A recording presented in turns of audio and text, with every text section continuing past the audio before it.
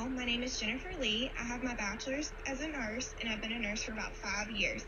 In those 5 years, all my experience has been in emergency medicine, working in anywhere from a rural area all the way to a level 1 trauma center. Today, I'll be presenting my case on acute otitis media.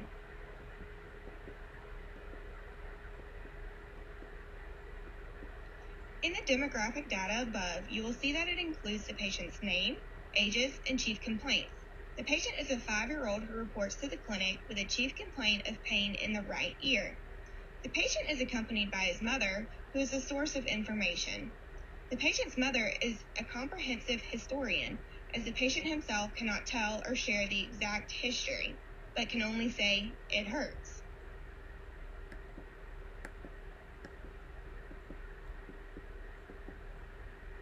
Our patient, who is a 5-year-old little boy, is accompanied by his mother. She reports to the facility for his aggravating condition. The patient's mother reports that he was good in spirits and energetic until he acquired an upper respiratory infection. The patient's mother reports that he has been unable to sleep for the past 5 nights and is rather tired. She reports that he has had pain in his right ear for the past 5 days as well, which has just progressively gotten worse. She reports a high fever, clear nasal discharge, and a cough for her son. The mother complains that he is frequently tugging at this right ear and has lost interest in playing with his toys. The patient has disturbed sleep due to this pain. The mother reports that he has stopped drinking fluids for about 48 hours since his temperatures were triggered.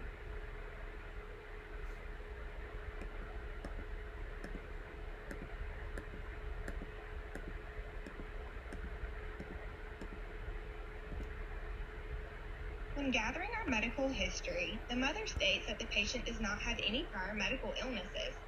She denies any past surgeries for her son and states that he does not have any known allergies, including medicine, food, latex, or environmental. The patient reports sleep deprivation and alteration in appetite for the past 5 days with a lack of interest in activities.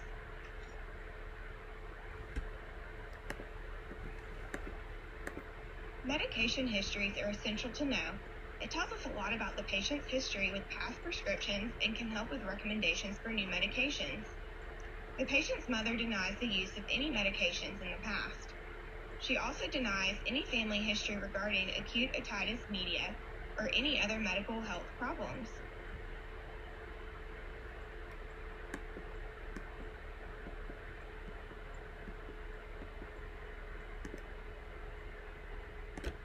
The patient's social history includes living with his mother. He is a 5-year-old school-aged boy. He states he enjoys going to school. The patient is too young to be employed, but he loves to play with his toys. The patient's mother denies the use of alcohol or tobacco smoke and states no one around her son uses tobacco either.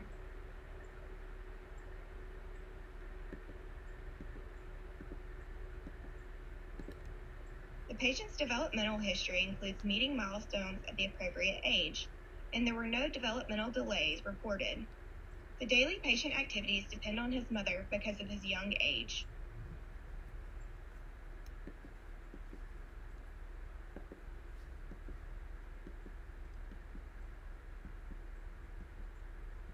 Here we have the review of systems for this patient. These are altered as per the patient's condition. Constitutional. The patient reports lethargy and fever with sleep disturbances. Head, ears, eyes, nose, and throat. Eyes. No visual changes, no eye pain, no eye discharge. ENT. Reports pain in the right ear, reports runny nose, reports cessation of drinking fluids. Respiratory. The patient reports a cough, no wheezing, no hemoptysis, and no shortness of breath. Cardiovascular. Denies chest pain and no palpitations noted. GI. Denies abdominal pain, denies nausea and vomiting, and diarrhea or constipation. No hematemesis and no melena. GU. Denies changes in urinary output.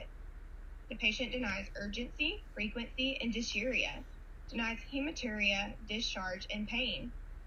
There was no significant abnormal bleeding noted.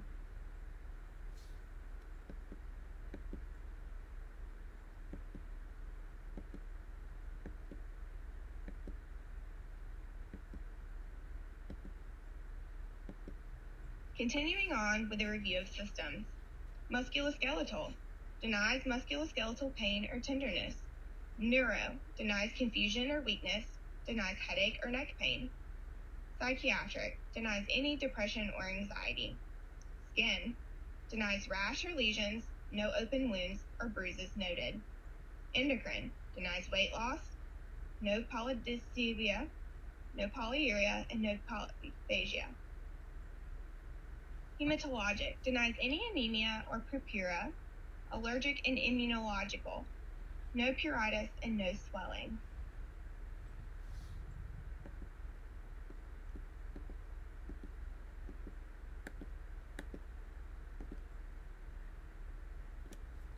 Objective data in physical examination includes the patient's physical appearance, general appearance, and vital signs. The patient is fatigued in appearance, but he is stable, alert, and oriented. The patient maintains good eye contact throughout the interview and exam. The patient is well groomed with proper hygiene, and the patient's mother has him dressed appropriately for time and place. His judgments and insights are fair, and the patient's posture is stable with no acute distress. The patient's vital signs are as follows: 102.0 degrees Fahrenheit oral, pulse is 100 beats per minute. The patient weighs 40.5 pounds and is 43 inches tall. He has respirations of 26 per minute and a blood pressure of 100/70.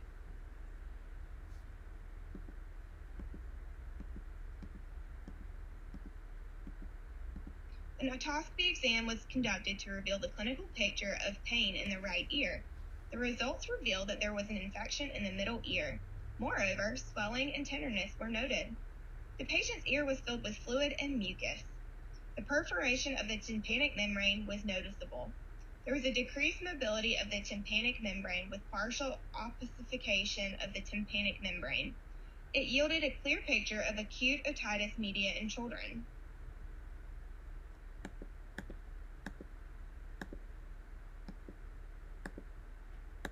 The risk factors associated with ear infections in children are as follows: age, group child care, infant feedings, seasonal factors, poor air quality, Alaska native heritage, and a cleft palate. The age of children acquiring this infection is usually between 6 months and 2 years of age because of the developing eustachian tubes. However, children aged greater than 2 can also have this problem. It is found in some adults as well. Seasonal factors play a significant role in acquiring this infection. According to a study, otitis media is the most common during the fall and winter seasons.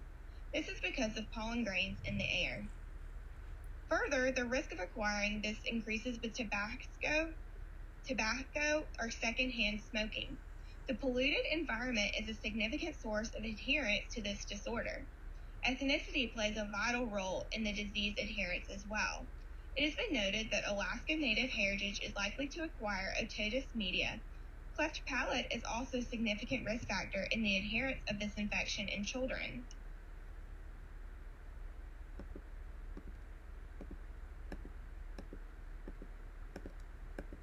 As per the patient's condition, his assessment includes an acute diagnosis with 3 possible differential diagnoses. The acute diagnosis, as per the results and chief complaint, is acute otitis media. However, the differential diagnoses associated with this condition include acute nasopharyngitis, pediatric pneumococcal infections, and allergic rhinitis. The ICD codes for the acute otitis media in the right ear is H66.91. The ICD codes for acute nasopharyngitis is J00. Pediatric pneumococcal infection is G00.1, and allergic rhinitis is J30.9.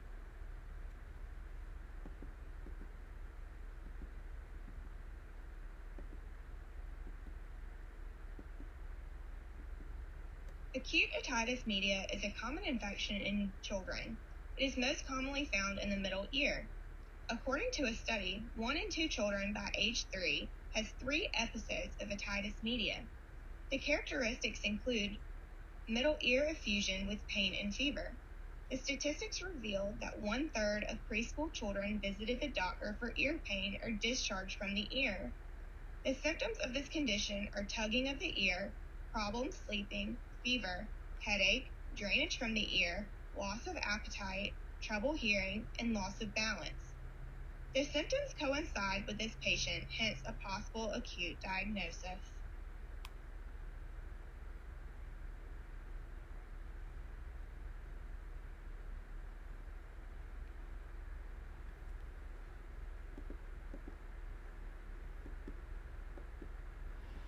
There are 3 differential diagnoses possible as per the patient's condition. These are as follows. Acute nasopharyngitis. This is commonly called the common cold. It is the inflammation of the nasal passage in the pharynx.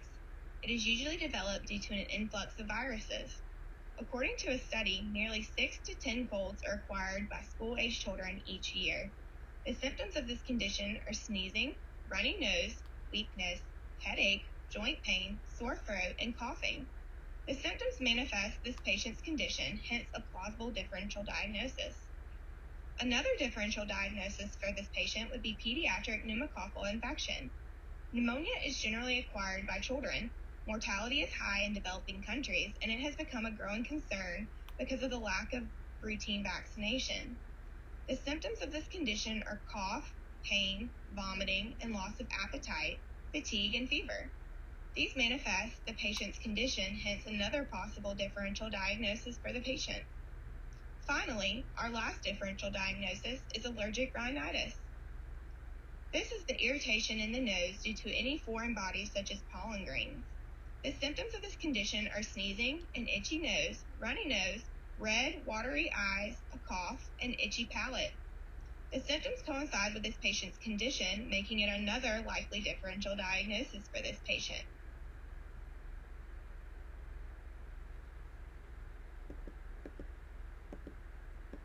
Although there are plenty of studies and resources that you can utilize, these are the 2 national guidelines that I use to devise a treatment plan for my patient.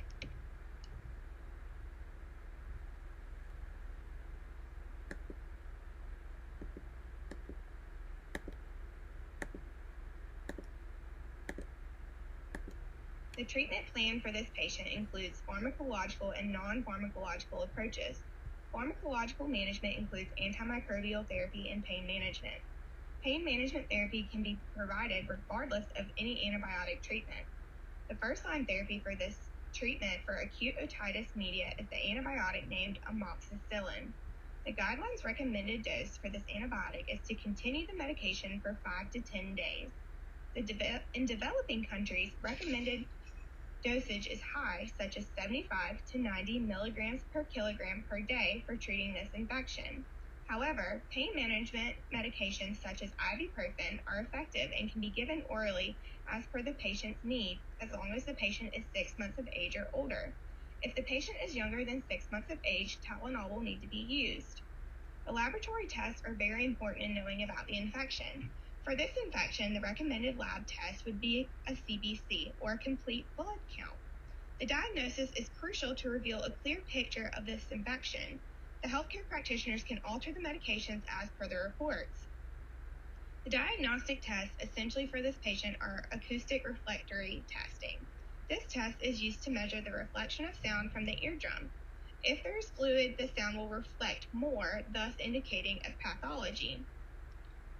The non-pharmacological approach for this condition is the use of herbal supplements, acupuncture, chiropractic treatment, and nutritional supplements as per the guidelines.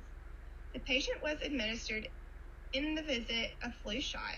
Moreover, the patient's mother was willing for his treatment, so she was provided with a VIS form that includes required vaccinations with duration so that she can get her son vaccinated.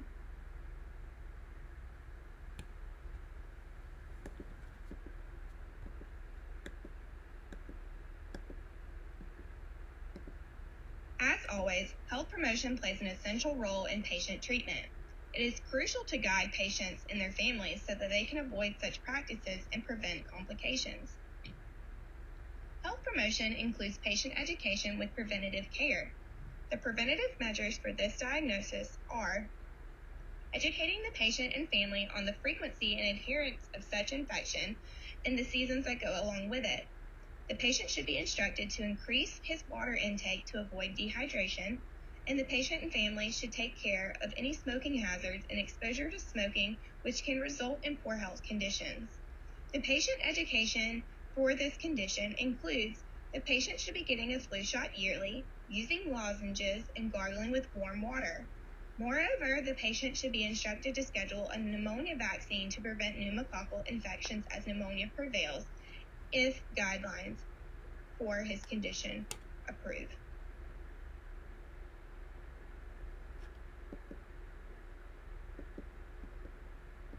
As a part of the care plan, it is necessary to anticipate guidance for the next visit and instruct to look for any worsening condition. The patient in the next visit can be asked for medication side effects, and in this case, difficulty taking the medications or any other side symptoms such as drainage from the ear or neck stiffness.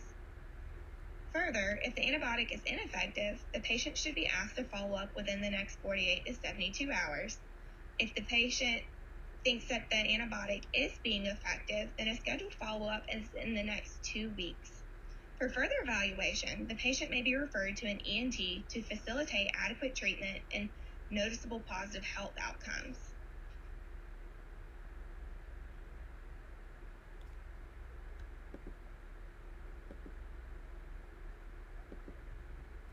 Thank you for listening to my presentation, and I hope you all learned something that can help you with your patients for acute otitis media, especially in pediatric patients, as this is a common condition.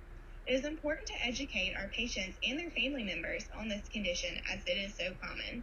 Please see the following slide for the references I used for this presentation. Thank you very much.